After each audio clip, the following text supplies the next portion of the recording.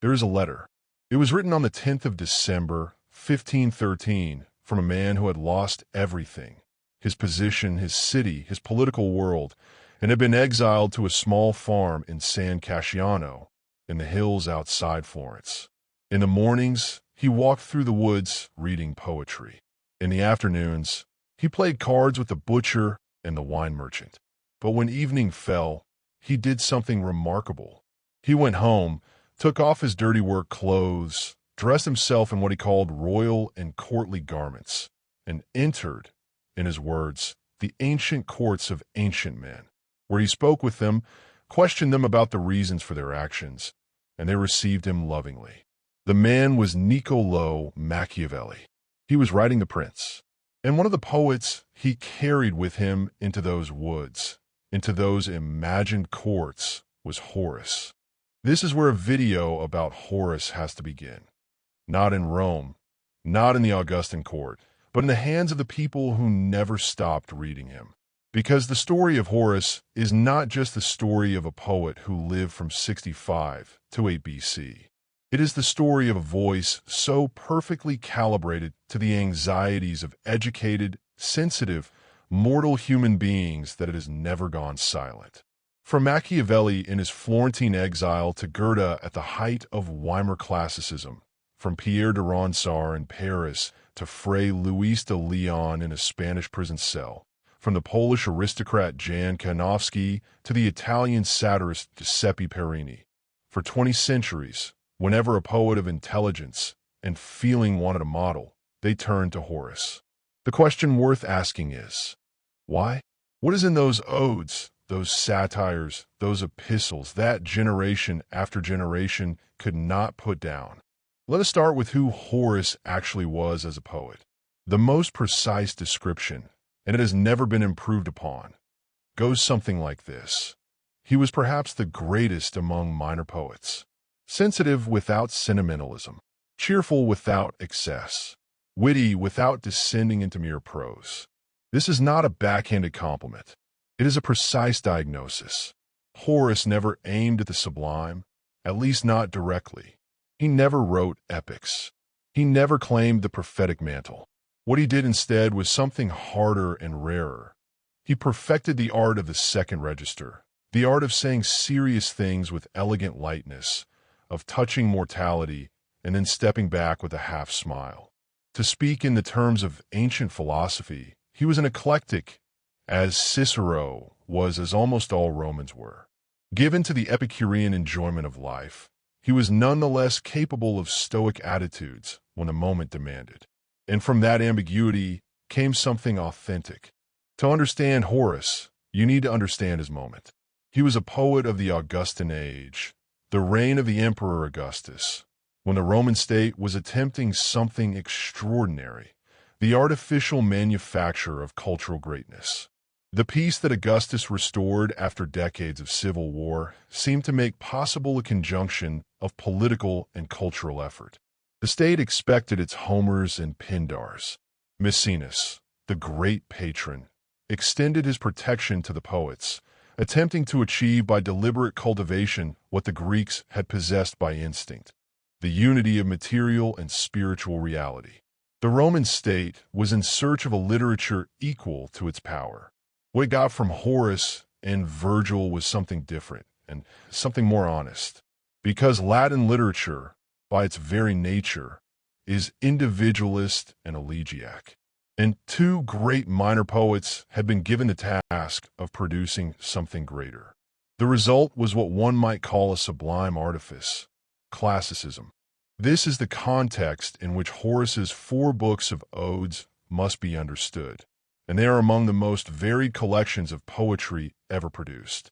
The cheerful, even licentious enjoyer of life, a lover celebrating wine and dance, also feels the light touch of melancholy when he thinks of the instability of things. Carpe Diem, he recommends, because iheu fugices posthum labuntur anni, alas, the fleeting years posthumous slip away. He is always drawn to the retreat into peaceful life in the countryside.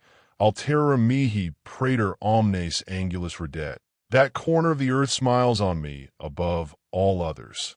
He imagines that his ancestors lived this way, far from the business of a city, devoted to the idyllic labor of the fields. Beatus alcaprocal negotius, ut prisca gens mortalium, paterna rura bubis exercit sui. Happy the man who, far from business, like the ancient race of mortals, tills his ancestral fields with his own oxen. And then there is the other Horace, the satirist, the moralist, the sharp observer of urban corruption. From his vantage point on the farm, he satirizes the customs of the capital. In the Epodes, with a bitter moralism. Later, in the 2 books of satires, with a more amiable irony, mocking the misers, the dissolute, the parasites, the chatterboxes, without wounding too deeply. The epistles proclaim the wisdom of nil admirari, wonder at nothing, be moved by nothing to excess. And then the Ars Poetica, that famously elegant manual of classicism, which teaches restraint, proportion, and the golden mean, est modus in rebus, sunt certi denique finds, there is a measure in things. There are, in short, fixed limits. He believed in limits. He practiced them in his literary works, and he built, from within those limits, a monument he was absolutely certain would outlast everything around him. Exegi monumentum aer perennius. I have erected a monument more lasting than bronze. Was he right? Let us see who read him. Machiavelli carried him into the woods. Michel de Montaigne constructed his essays, that great secular monument of personal philosophy, from a vast web of classical citations, and among the most frequently quoted authors are Cicero, Seneca, Plutarch, and Horace. The places communes, as Montaigne called them, the received wisdoms of how to live, how to educate children, how to face death, they come, in considerable measure, from Horace. François Rabelais, that colossal Frenchman who tried to devour the ancient world with the same appetite with which his characters devoured food and wine, had learned Cicero and Seneca, Horace, Virgil, and the Greeks, and from that point forward the Latin of the scholastics caused him genuine nausea.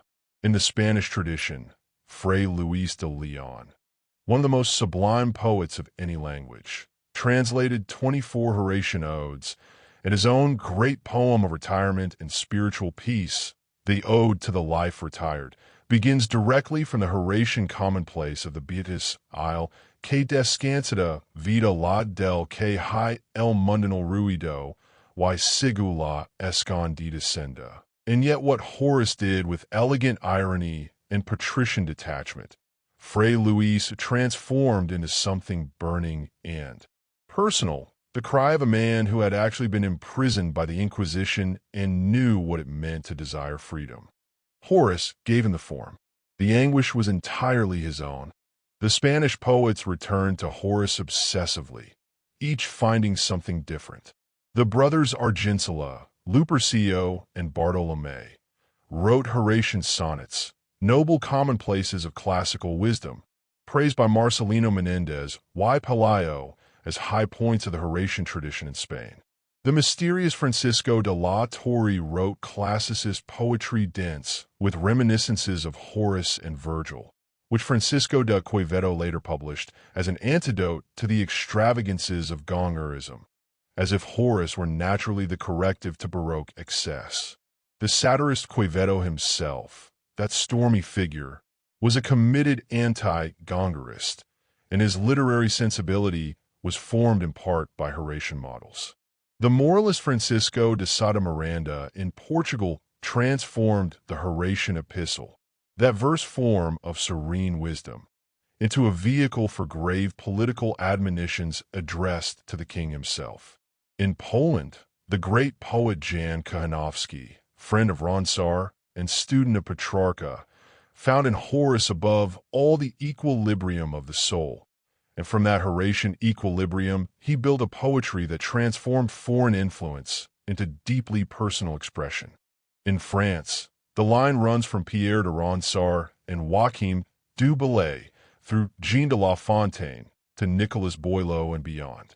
The Italian Ludovico Ariosto, the supreme storyteller of the Renaissance, and the moralist Giuseppe Parini, who was described as a Horatian like so many others, but who added to Horace's fine culture and metrical mastery a depth of feeling that the Roman himself perhaps never quite achieved. In England, Andrew Marvell is the great Horatian, a poet of equilibrium and intelligence, of serious lightness, who found in Horace a model for the kind of poetry that does not shout but stays. Alexander Pope read Horace and imitated him directly.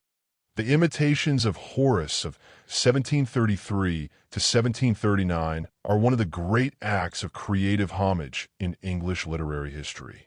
And Goethe, at the summit of German classicism, kept returning to him. What is it that all these very different writers, across multiple centuries and half a dozen languages, found in Horace? The answer requires honesty about what Horace was and what he was not. He was not a titan. He was not a visionary. He did not descend into hell like Dante, or sail toward the edge of the world like Homer's Ulysses. He did not transform the political destiny of his civilization the way Aeschylus did in Athens, or illuminate the darkest corridors of the human soul the way Euripides did. Horace himself would have been the first to admit all this. He was less a poet than an artist, an admirable virtuoso of poetic construction, of the eurythmy of verse, of the complicated meters of Greek lyric translated into Latin with miraculous fluency. He was not a titanic genius. He was a cultivated poet, slightly epigonal, slightly romantic. What he was above all was a poet whose life was marked, yes, by licentiousness, and who retreated in times of civil war and social upheaval to his farm in the Sabine Hills and to poetry. Is this evasion? He was called that. An evasionist, someone who turns away from the world into private pleasures and private meditations. But the more accurate word is something else. He was a great egoist. It is his own pleasures and his own melancholies that concern him, and he makes no apology for this. In the storms of the outer world, Horace retains his head and his common sense. What matters is the man, the individual. He was not a typical Roman, but he was a perfectly typical Roman poet. And from that position, the position of the man who has stepped back, who has chosen the farm over the forum, the wine over the triumph, he created something that no other poet of his century quite managed, a complete poetic dictionary, a common poetic language for educated humanity. Horace is a poet's poet, a cultivated poet for and among cultivated poets. His influence on the cultured poetry of all times is immense precisely because it operates as a language rather than as a model. When a poet imitates Homer or Pindar, the imitation tends to be visible, labored, slightly false. The foreign grandeur sits uneasily in the new language. But when a poet absorbs Horace, something different happens. Horace seeps in. His phrases become part of the furniture of the educated mind. Carpe Diem, Ihu, Fugaces, Odi profanum vulgus et RCO, si fractus illabator orbis, impavidum ferierini, until they are no longer quotations but reflexes, the natural way that some people have learned to think about time and pleasure and death and the noise of the world. He created, in this sense, not just poems but a sensibility that can be virtuous or hedonistic.